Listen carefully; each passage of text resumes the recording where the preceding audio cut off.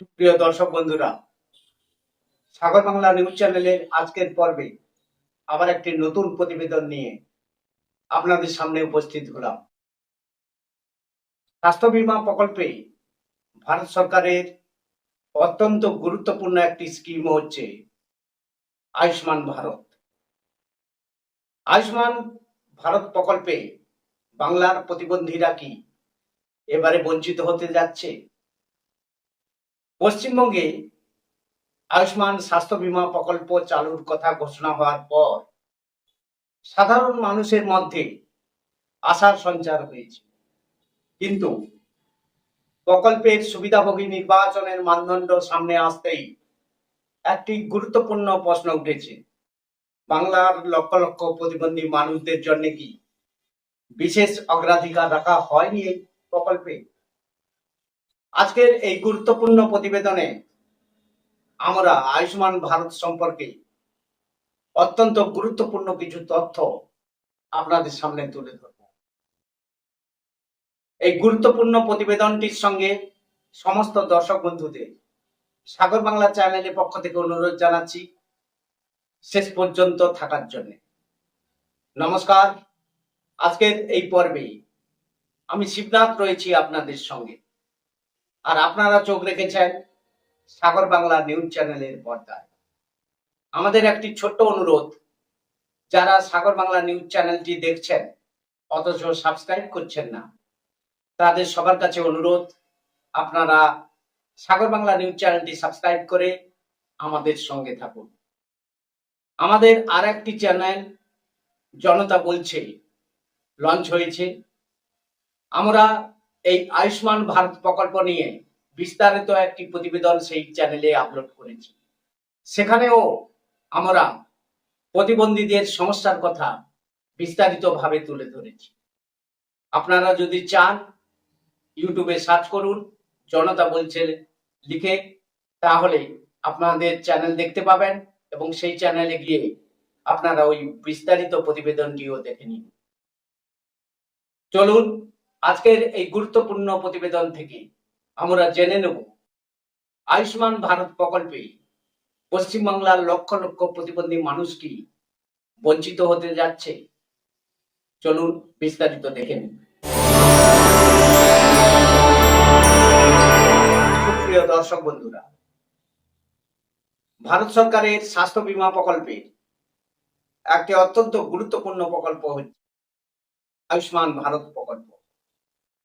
আমাদের এই বাংলায় নতুন বিজেপি সরকার গঠিত হওয়ার পরে এই আয়ুষ্মান ভারতের প্রকল্পের সুবিধা যাতে পশ্চিমবাংলার সমস্ত মানুষ পান, যারা বিশেষ করে অর্থনৈতিকভাবে দুর্বল, তারা যাতে এই স্বাস্থ্য বীমার সুবিধা পান, তার জন্যে নতুন সরকার কেন্দ্র সরকারের সঙ্গে চুক্তিবদ্ধ হয়েছে। বিগত যে সরকার ছিল সেই তৃণমূল কংগ্রেসের সরকার, সেই সরকার কিন্তু ভারত সরকারের এই গুরুত্বপূর্ণ স্বাস্থ্য বীমা প্রকল্পের সুবিধা কিন্তু গ্রহণ করতে পারেনি। তাই নতুন সরকার এসে এই স্বাস্থ্য বীমার সুবিধা যাতে অর্থনৈতিকভাবে দুর্বল মানুষদের হাতে তুলে দেওয়া যায়, তার জন্য প্রথমেই কিন্তু চুক্তিবদ্ধ হয়ে হাতে হাত মিলিয়ে কাজ করা শুরু করেছে। কিন্তু প্রকল্পের সুবিধাভোগী নির্বাচনের মানদণ্ড সামনে আসতেই একটি গুরুত্বপূর্ণ প্রশ্ন উঠেছে। বাংলার লক্ষ লক্ষ প্রতিবন্ধী মানুষদের জন্য কি কোনো বিশেষ অগ্রাধিকার রাখা হয়নি এই প্রকল্পে? বর্তমান নীতিতে এএওয়াই, এসপিএইচএইচ ও পিএইচএইচ এই রেশন কার্ডধারীদের অগ্রাধিকার দেওয়া হয়েছে আয়ুষ্মান ভারত প্রকল্পে, কিন্তু প্রতিবন্ধকতাকে স্বতন্ত্র যোগ্যতা হিসেবে বিবেচনা করা হয়নি।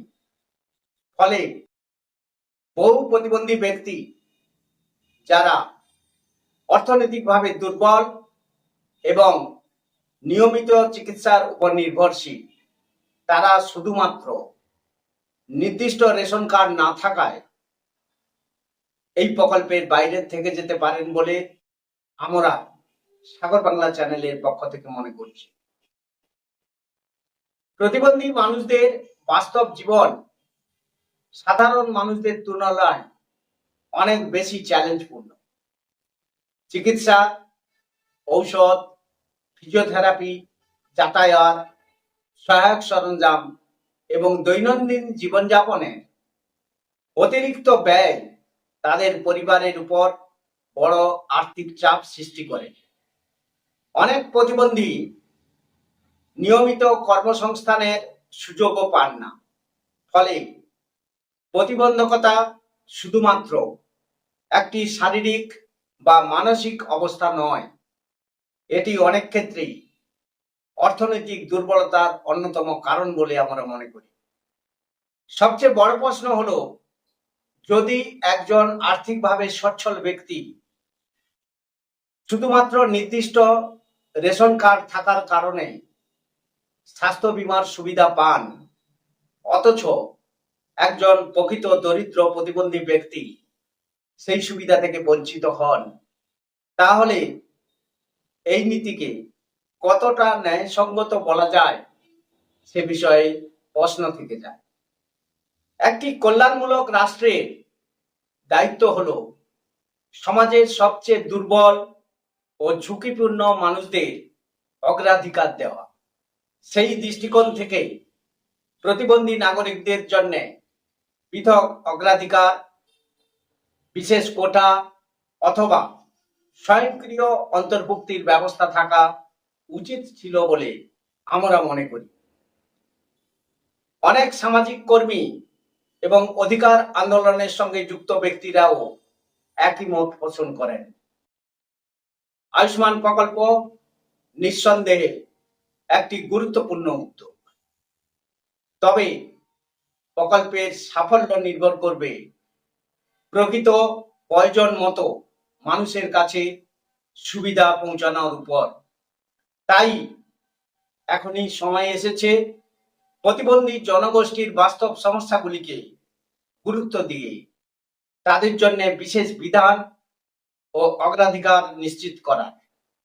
অন্যথায় বাংলার বহু প্রতিবন্ধী মানুষ আবারও সরকারি কল্যাণমূলক প্রকল্পের সুবিধা থেকে বঞ্চিত হওয়ার আশঙ্কা থেকে যায় বলে আমরা মনে করি।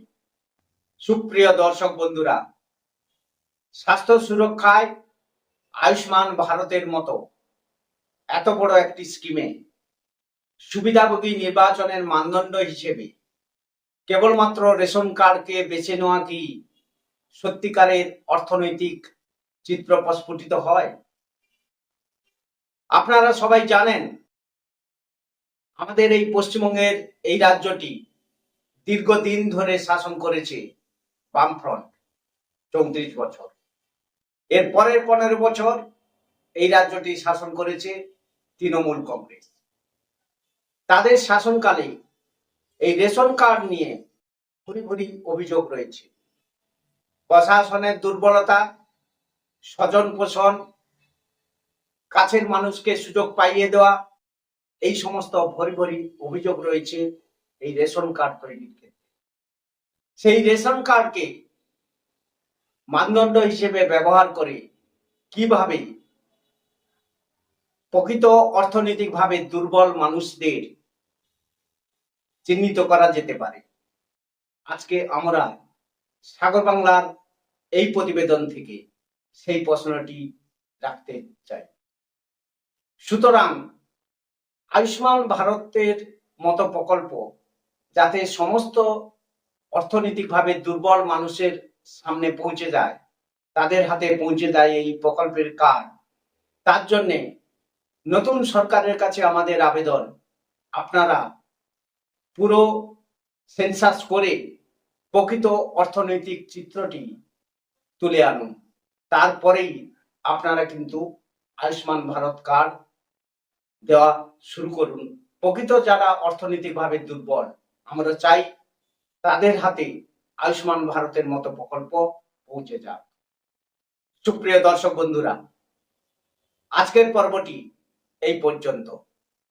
আবার দেখা হবে আপনাদের সঙ্গে নতুন পর্বে, নতুন প্রতিবেদন। আপনারা সবাই সাগর বাংলা চ্যানেলের সঙ্গে থাকবেন। এই পর্বটি আপনাদের কেমন লাগলো আপনারা নিশ্চয়ই আমাদের কমেন্টস বক্সে কমেন্টস করে জানাবেন। সেই সঙ্গে আপনাদের সবার কাছে অনুরোধ, সাগর বাংলা চ্যানেলটি সাবস্ক্রাইব করে সাগর বাংলা চ্যানেলের সঙ্গে থাকুন। কারণ সাগর বাংলা চ্যানেল কোনো সরকারের দাবিদারি করে না। সাগর বাংলা চ্যানেল সর্বদা প্রতিবন্ধী মানুষদের পাশে, প্রতিবন্ধী মানুষদের সাথে থেকে প্রতিবন্ধী মানুষদের বঞ্চনার ছবি তুলে ধরে। আবার ফিরে আসবো নতুন পর্ব নিয়ে। আপনারা সবাই ভালো থাকুন, সুস্থ থাকুন, সাগর বাংলা চ্যানেলের সঙ্গে থাকুন। নমস্কার।